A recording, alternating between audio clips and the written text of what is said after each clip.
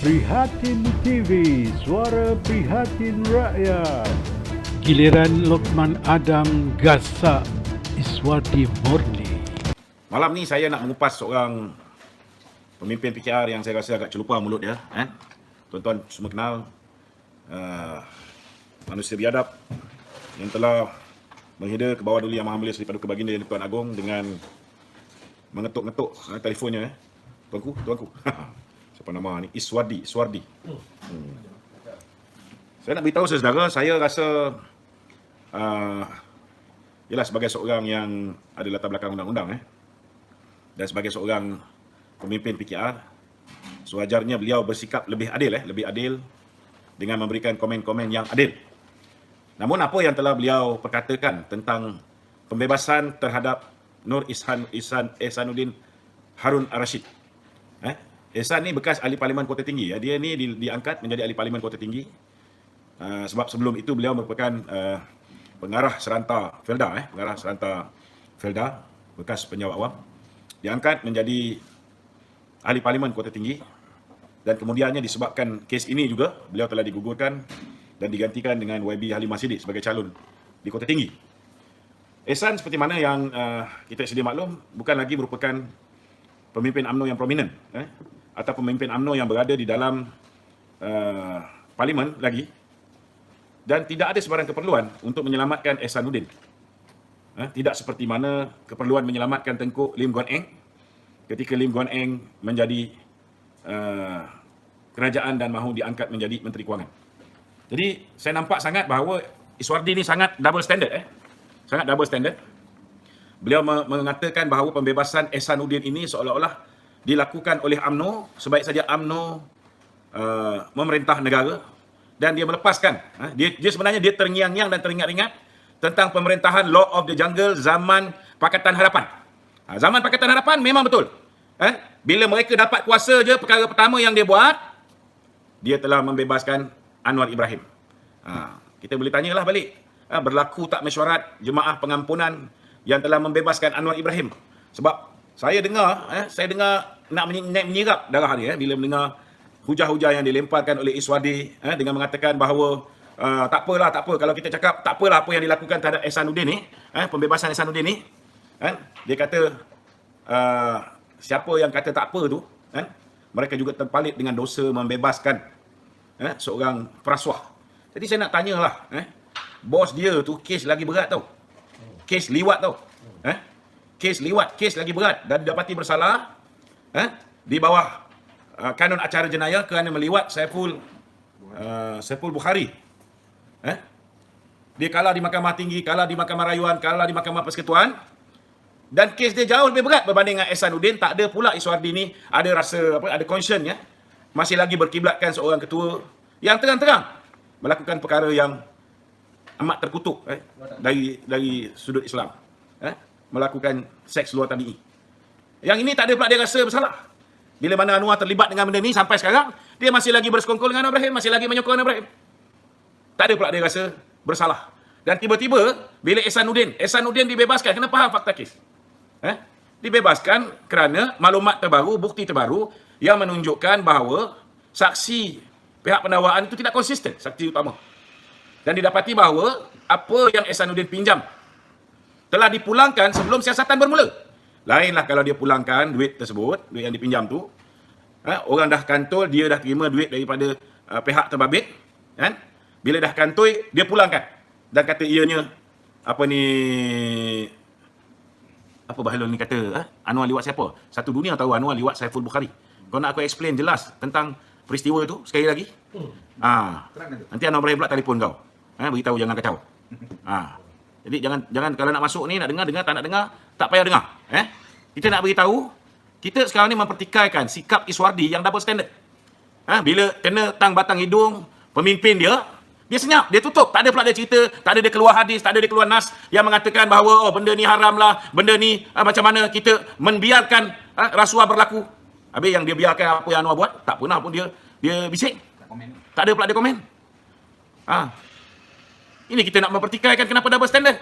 Dan sebaik saja dia kata kerajaan UMNO ambil alih, dibebaskan Ihsanuddin. Siapa Ihsanuddin ni yang UMNO nak kena bebaskan? Ehsanuddin dibebaskan kerana fakta baru kes membuktikan bahawa pertama dia saksi utama pihak pendakwaan tidak konsisten. Cakap belit-belit, berubah-ubah. Orang macam ni nak gunakan dalam mahkamah last sekali, kalau diteruskan kes, yang malu SPRM juga. Itu sebab tidak diteruskan. Yang kedua, fakta kes yang didapati bahawa pinjaman yang dibuat oleh Ehsanuddin telah pun dibayar sebelum siasatan berlaku. Ini kena jelas.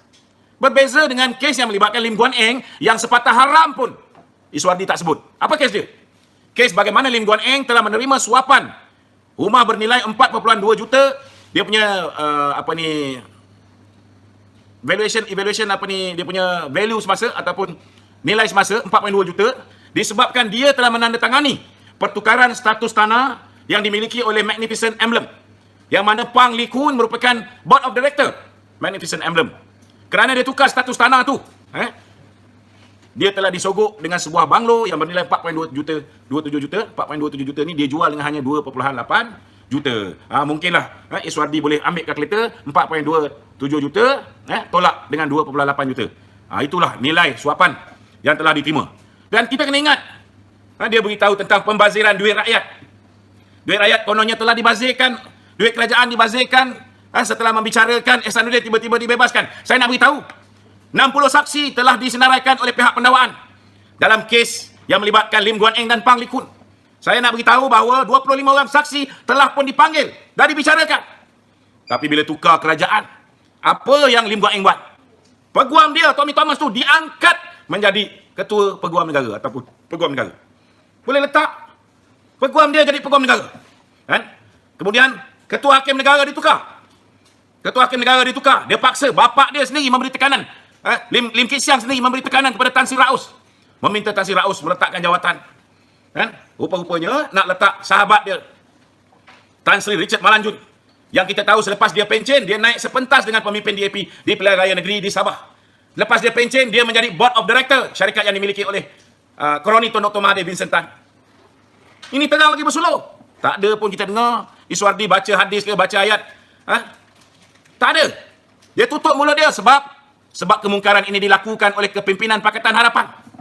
Bila kemungkaran itu dilakukan oleh kepimpinan Pakatan Harapan, Iswardi murni tutup mulut. Ini namanya double standard. Double standard. 25 saksi dah dipanggil. Peguam negara dah tukar orang dia. Ketua hakim negara dah letak Tan Sri Richard Malanjun. Walaupun Tan Sri Richard Malanjun dah ada dekat jawatan ketua hakim negara. Ada dia orang tunggu sampai kes tu habis, lagi 35 orang bagi keterangan? Tak ada. Dia gugurkan kes tersebut. Lim Guan Eng dilepaskan dan dibebaskan. Seperti mana Ehsanuddin juga dilepaskan dan dibebaskan. Saya nak beritahu apa yang Iswardi cakap. Dia kata lepas ni Ehsanuddin tak boleh didakwa lagi di bawah pertuduhan yang sama. Samalah dengan kes yang melibatkan Lim Guan Eng. Boleh tak dia dituduh selepas ini?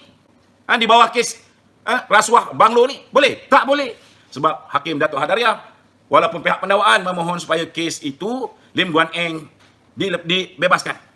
Tetapi Datuk Hadariah bukan setakat dibebaskan, dia juga dilepaskan. Maknanya, dia tidak boleh didakwa lagi di bawah seksyen yang sama ataupun pertuduhan yang sama.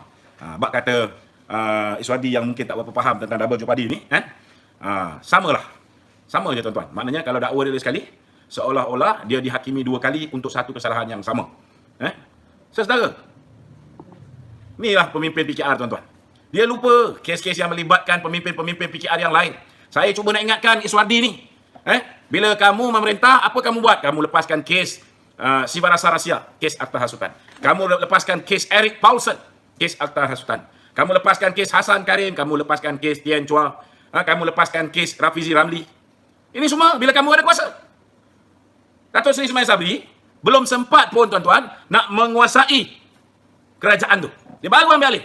Engkau dah buat tuduhan bodoh macam ni. Minta maaf cakaplah. Peguam negara masih lagi orang Muhyiddin. Betul tak? Ketua Hakim Negara masih lagi ketua Hakim Negara yang dilantik oleh Mahathir, oleh Pakatan Harapan. So macam mana kau boleh buat tuduhan bodoh macam ni? Jangan kali nak cakap tu biarlah fikir masa-masa. Paku dulang, paku sepih. Mengata orang, rupa-rupanya dia lagi lebih. Semua pemimpin-pemimpin dia, seekor haram pun tak ada didakwa di bawah Akta Pencegahan Rasuah ataupun di bawah Akta Polis dan sebagainya. Tak ada. Semua lepas. Semua lepas. Ini realiti dia. Jadi macam mana? Lain kali nak cakap tu, bak kata orang, pandang-pandanglah sikit. Jadi itu mukadimah saya malam ni. Kalau nak ikutkan saya malas nak melayan. budak-budak baru dalam PKR ni kan. Tapi yalah, kadang-kadang bila mulut dia lancang sangat, kita jawablah sikit-sikit kan. Macam Papa Gomo tu kan. Kadang-kadang kita fikir tak berbala kita nak jawab kan. Samalah macam Iswardi ni kan. Tapi kadang-kadang bagi orang yang dengar tapi dia tak tahu fakta kes.